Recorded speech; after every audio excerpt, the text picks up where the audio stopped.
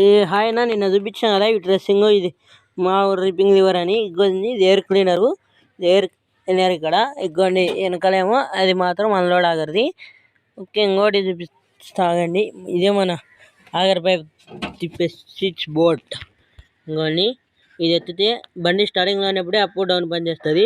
ఇదేమో just key on చేసినప్పుడు left right ఆ పక్క కింద తిరుగుతుంది. అంటే ఇది లేచి ఉంటేనే. ఇంకోండి ఉంది కదా, దాని